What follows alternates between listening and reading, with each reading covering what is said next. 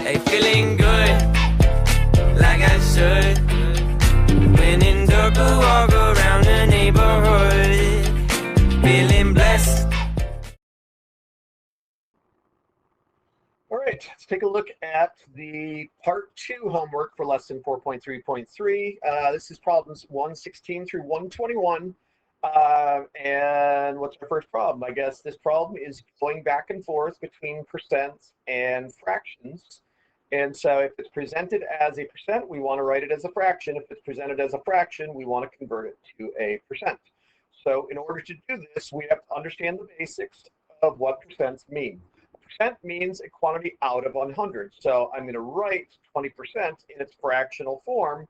And you might say, hooray, we're done. And I would say, no, you're not, because all fractions need to be written in simplest form.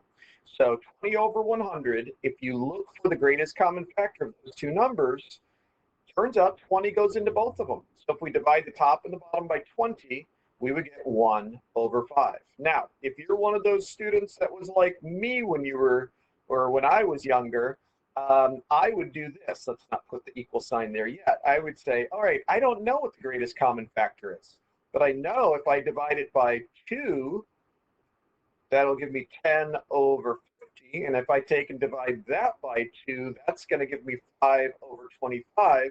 And now I can't divide by 2 anymore. So now I can't divide by 3 or 4, but I can divide them both by 5s. And when you divide both of them by 5s, that ends up giving me 1 over 5. So it doesn't matter how you get your simplified fraction. Just get your simplified fraction. Just do the best that you can, all right? I'm going to show you a different technique when we get to problem C. When you take and change a fraction to a percent, we use what's called the percent proportion, right?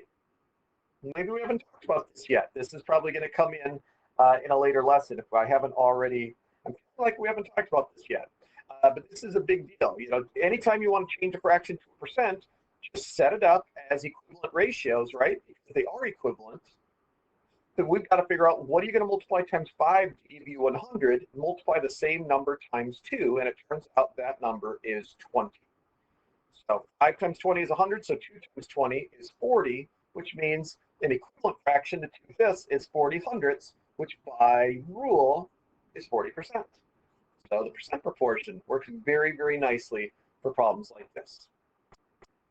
Let's do 75%. I'm going to choose another method. This one involves what we call prime factorization. Remember, every number can be rewritten as a product of prime numbers. That's called the fundamental theorem of arithmetic. And every number has its unique set of prime numbers that you would multiply together to get that for an answer.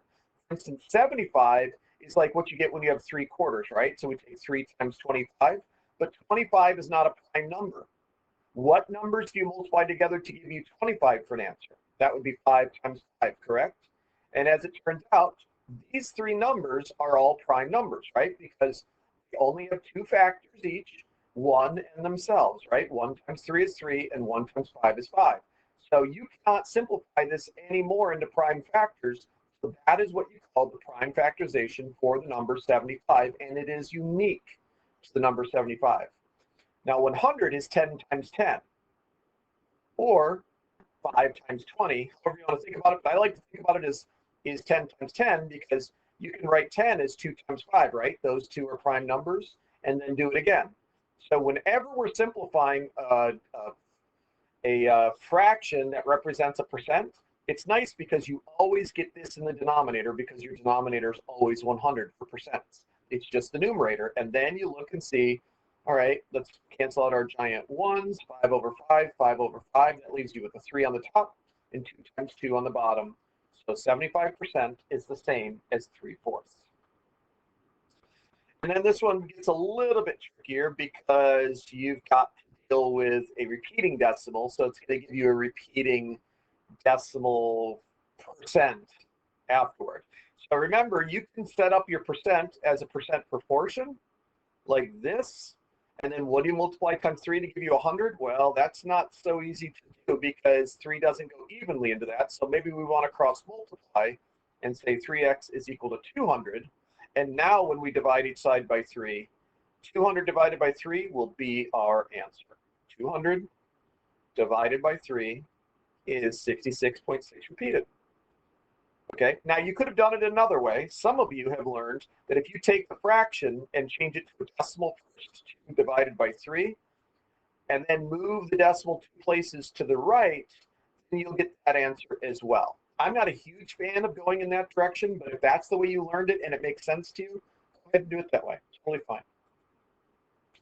All right, write the expression as shown on the expression mats and then simplify by making zeros. So you got 1x, 2 negative x's, 2 1s, and 3 negative 1s. So x plus negative 2x plus a positive 2 plus a negative 3. Now I'm going to cancel out all of my zeros. That leaves me with a negative x and a negative 1. So you could write that as negative x minus 1 or negative x plus a negative 1. Either of those work just fine. Here you got an x squared plus 2 x's plus a negative x plus a 1 plus a negative 1. So cancel out the zeros, and we're left with just an x squared and an x squared plus x. All right, Jones Candy Emporium is having a sale. 3 pounds of gummies, Gummy Bunnies, are selling for $4. So it might be good. Generally, I recommend you find the unit rate first, because then if you know the price for every pound, then all you have to do is multiply that unit rate times the number of pounds and you get your answer. Now, where this becomes a problem is the fact that this particular unit rate, $4, actually let me change colors here, $4 for 3 pounds is equal to some dollar amount for 1 pound. We would take 4 divided by 3, and 4 divided by 3 is, I believe, 1 1/3.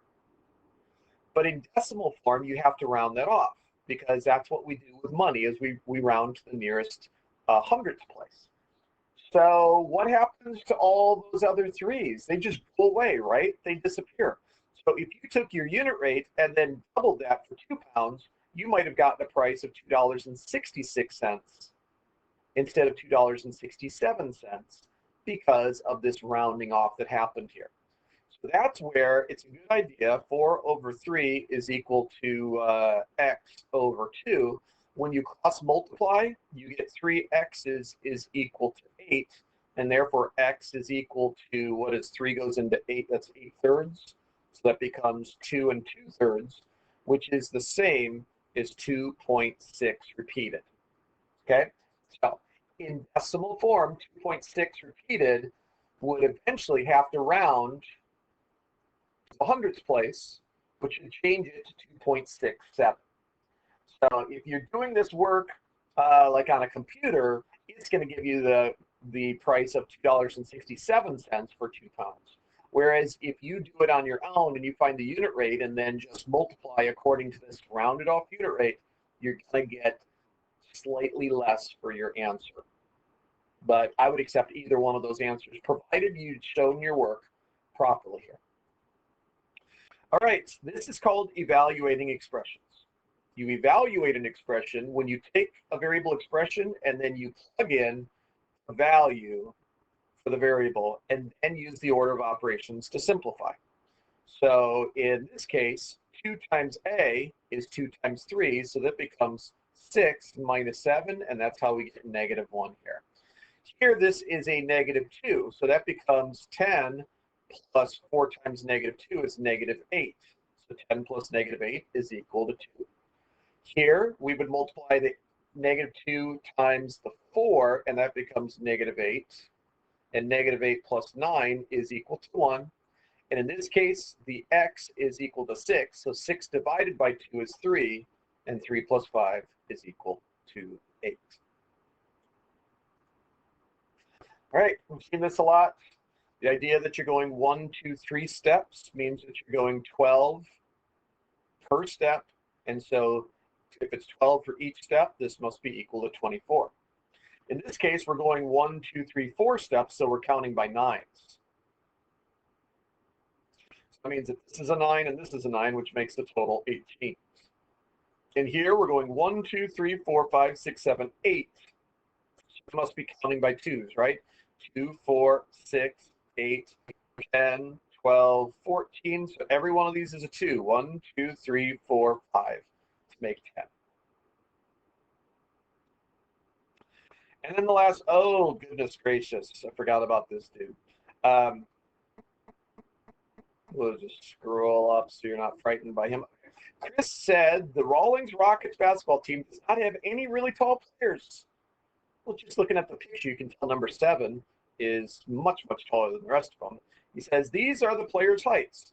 So you got 70, 77, 75, 68, 70, and 72. All of these guys are relatively close to each other in height, right? 72 inches, by the way, is 6 feet. So this dude is 6'5", 6'3", 6 feet, 5 foot 10, and 5'8", it looks like. But look at this one right there. There's an outlier.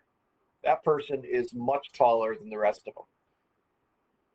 So this one doesn't seem to fit the data. So do you agree with Chris? No, I don't agree with 88 at 7'4". That's like Yao Ming height. That's a very, very tall person. So yeah, he forgot about the 7-footer playing for his basketball team. Not quite sure how that happens, but whatever. Chris doesn't pay attention, I guess. All right, I think that's it. We are done with the homework. Now we're going to start getting into, setting up for our Chapter 4 test number 2. All right, let's move to our next activity. Take care. Bye.